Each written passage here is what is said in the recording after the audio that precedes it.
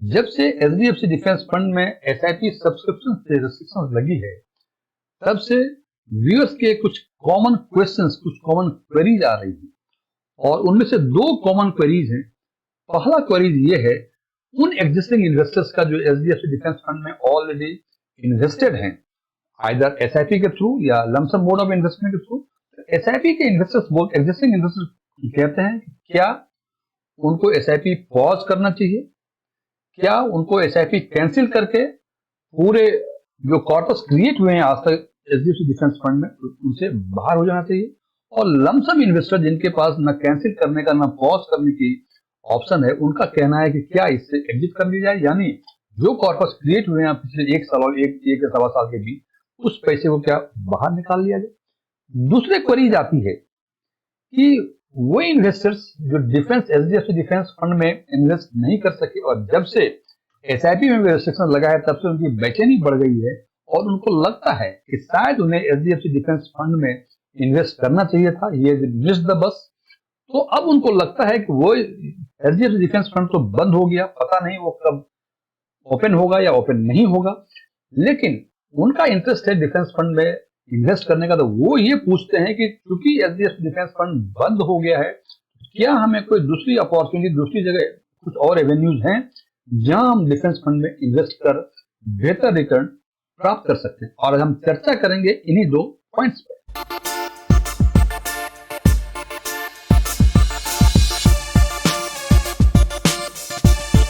सबसे पहले हम चर्चा करेंगे उन इन्वेस्टर्स की क्वेरीज का जो एग्जिस्टिंग इन्वेस्टर्स हैं एचडीएफसी डिफेंस फंड में, और वो कहते हैं कि क्या उन्हें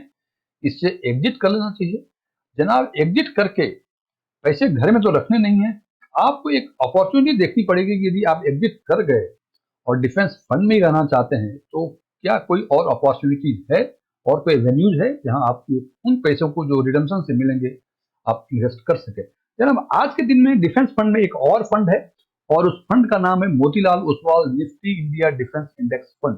जैसा कि नाम से पता चलता है, Nifty India defence index fund मतलब ये इंडेक्स फंड है, ये पैसिवली मैनेज फंड है, जबकि HDFC defence fund actively manage fund है। चूंकि मोतीलाल ओसवाल एक इंडेक्स फंड है, इसका और इनका बेंचमार्क जो है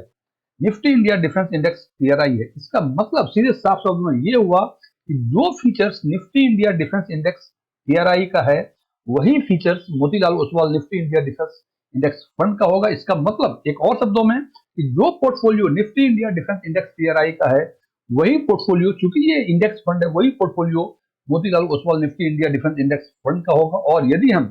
चर्चा करते हैं निफ्टी इंडिया डिफेंस इंडेक्स की, तो इसका मतलब ये माना जा सकता है कि ये सारे परफॉर्मेंस जो निफ्टी इंडिया डिफेंस इंडेक्स के हैं वो सारे performance Motilal Oswal Nifty India defence index funds के माने जा सकते हैं यदि हम हिस्टोरिकल रिटर्न पे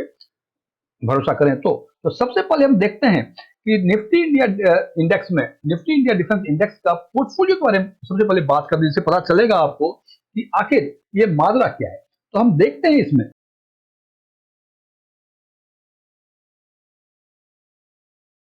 कि निफ्टी इंडिया डिफेंस के जो चार टॉप स्टॉक्स हैं, चार टॉप 4 स्टॉक्स हैं, वो हैं बेल, एचएएल, सोलर इंडस्ट्रीज और कोचिन शिपयार्ड। और इनका पोर्टफोलियो में कंट्रीब्यूशन जो है निफ्टी इंडिया डिफेंस टीआरआई में जो कंट्रीब्यूशन है, बेल का 19.38% है, एचएएल का 17.40%, सोलर इंडस्ट्रीज का 14.41%, कोचिन शिपयार्ड का 10.18% और टॉप 4 स्टॉक्स का कंट्रीब्यूशन यदि देखें इट कम्स टू 61.37%। इसका मतलब जो भी मोतीलाल ओसवाल के एसेट अंडर मैनेजमेंट हैं उसमें से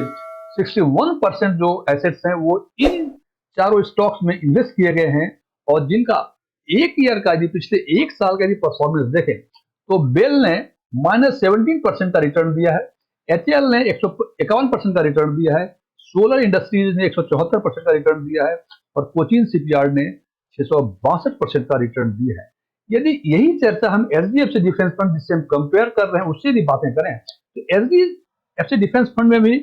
टॉप 4 स्टॉक में से 2 स्टॉक तो कॉमन है, बेल और एचएएल का, जो निफ्टी इंडिया डिफेंस में भी थे।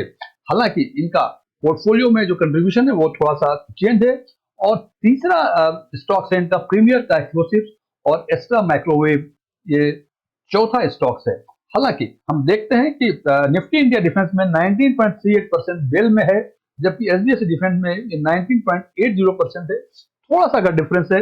एचएएल में 17.40% है और एचएएल में 20 ये एचडीएफसी डिफेंस फंड में ये 21.22% है। प्रीमियर एक्सक्लूसिव में 8.09% और एक्स्ट्रा माइक्रोवेव में 6.21% और टॉप 4 स्टॉक्स में जो एचडीएफसी डिफेंस फंड के कंट्रीब्यूशन है वो है 55.32%। और यदि इसके 1 ईयर के परफॉर्मेंस की बातें करें in comparison to Nifty India defence fund, तो सोलर इंडस्ट्रीज का जो तीसरा स्टॉक था 174% का था, जबकि प्रीमियर एक्सक्लूसिव का 241% था और चौथा स्टॉक निफ्टी इंडिया डिफेंस का 662% था, जबकि एचडीएफसी डिफेंस में चौथा स्टॉक एक्स्ट्रा माइक्रोवेव का 141% का पिछले एक साल का रिटर्न था। हालांकि ये डेटा देखने से हमें एक ही बात समझ में आती है कि चार जो टॉप 4 स्टॉक्स हैं उसमें 61% के आसपास कंट्रीब्यूशन इन चार स्टॉक्स का निफ्टी इंडिया डिफेंस में, जबकि टॉप 4 स्टॉक्स में 55.32% के आसपास इन्वेस्टमेंट है टोटल पोर्टफोलियो का एचडीएफसी डिफेंस फंड में। लेकिन और इसके 1 ईयर के जो रिटर्न है वो भी कुछ डिफरेंट दिख रहे हैं। तो ये बातें को समराइज करें, यदि इसका हम वेटेड एवरेज रिटर्न निकालें पिछले एक साल का इन चार स्टॉक्स के बेसिस पे, तो it comes to Nifty India defence fund में 115.44% का वेटेड एवरेज रिटर्न निकलता है, जबकि एचडीएफसी डिफेंस फंड का 56.92% निकलता है। मैं फिर बता दूं, ये टोटल 100% स्टॉक्स का नहीं है, ये HDFC defence Nifty India defence में टॉप 4 स्टॉक्स का 15.44% और एचडीएफसी टॉप 4 स्टॉक्स का 56.92%, मतलब 61.37% पोर्टफोलियो जो है वो पिछले एक वर्षों में निफ्टी इंडिया डिफेंस में 115% का रिटर्न दिया है और एचडीएफसी डिफेंस में 55% जो स्टॉक्स हैं उनका रिटर्न जो है 56.92% है। अब यदि इन दोनों फंड की निफ्टी इंडिया डिफेंस इंडेक्स और एचडीएफसी डिफेंस फंड का 1 जून 2024 से लेकर 2 अगस्त 2024 तक के इनके इंडेक्स और इनके एनएवी मूवमेंट की कंपैरिजन यदि करते हैं तो हम देखते हैं कि 5 जून जो कि लोएस्ट था निफ्टी इंडिया डिफेंस इंडेक्स और 11 जून को ये हाईएस्ट हो गया, इनका मूवमेंट जो है देखते 41.35% का पॉजिटिव रिटर्न दिया है इस पीरियड में Nifty India defence index fund ने, जबकि एचडीएफसी का एनएवी जो मूव किया है ये 28.18% मूव किया है। दूसरी बात है, हाईएस्ट से लेके 2 अगस्त 2024 को निफ्टी इंडिया डिफेंस में नेगेटिव रिटर्न दिया है 10.74% और एचडीएफसी के एनएवी ने चेंज दिया है नेगेटिव 13.14%। नंबर 2, पिछले एक वर्षों का निफ्टी इंडिया डिफेंस ने 153% का रिटर्न दिया है, जबकि एचडीएफसी डिफेंस फंड ने 109% का दिया है और पिछले 5 वर्षों का निफ्टी इंडिया ने 62.65% दिया है। हालांकि HDFC defence fund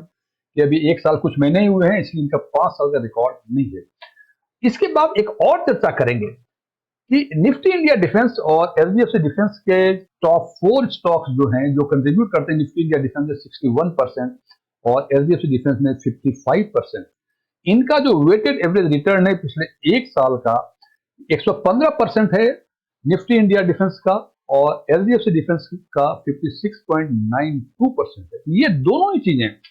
top 4 stocks का वेटेड एवरेज रिटर्न 115 और 115 है निफ्टी इंडिया का, और ये मूवमेंट जो देखा हमने 1 जून 2024 से लेकर 2 अगस्त 2024 के बीच में निफ्टी इंडिया डिफेंस इंडेक्स का और एचडीएफसी डिफेंस के एनएवी मूवमेंट का, इन दोनों से में एक चीज तो समझ में आता है मुझे कि आज के दिन में निफ्टी इंडिया डिफेंस इंडेक्स यानी मोतीलाल ओसवाल का Nifty India defence index fund जो है उसका परफॉर्मेंस यदि हिस्टोरिकल परफॉर्मेंस पे बेस करें तो एचडीएफसी डिफेंस फंड से बेहतर दिख रहा है। अब बातें आई कि जो existing customer HDFC defence fund के हैं, क्या उनको एग्जिट करना चाहिए, एग्जिट कॉल देना चाहिए, या इसका मतलब क्या उनके पैसे निकाल के Motilal Oswal Nifty India defence fund में इन्वेस्ट करना चाहिए? तो जनाब, यदि एचडीएफसी डिफेंस फंड का हम आइसोलेशन में रिटर्न देखें पिछले एक साल का, जबकि पिछले 4-5 दिनों में 10 दिनों में इनका नेगेटिव रिटर्न दिया है पिछले एक वीक में, इसके बावजूद इनका एक साल का रिटर्न जो है 109% है, 109% जनाब। एक साल का return 109% is a very good return. हालांकि जब इसकी तुलना हम करते हैं दूसरे फंड से, मोतीलाल ओसवाल से, यानी Nifty India defence index fund से, हमें लगता है कि एचडीएफसी डिफेंस फंड का रिटर्न काफी कम है। लेकिन जनाब आइसोलेशन में देखिए, हम हमेशा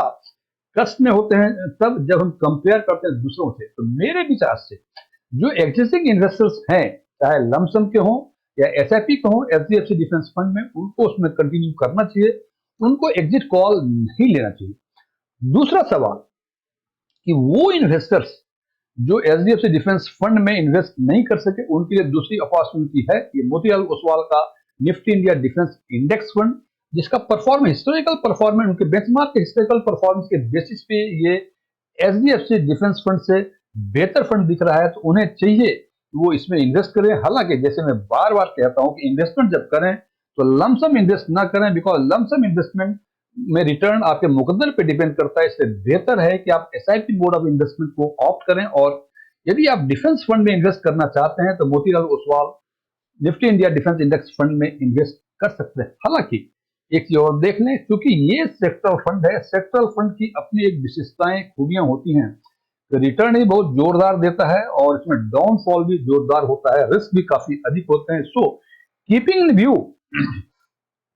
आप निफ्टी यदि डिफेंस फंड में इंटरेस्टेड हैं तो आप Motilal Oswal Nifty India defence fund में इन्वेस्ट कर सकते हैं, लेकिन 10 से 15% जो टोटल पोर्टफोलियो है उससे अधिक इन्वेस्टमेंट करने का इसमें ना सोचें, बिकॉज ये सेक्टरल फंड है। आज अच्छा दिख रहा है, हो सकता है कल ये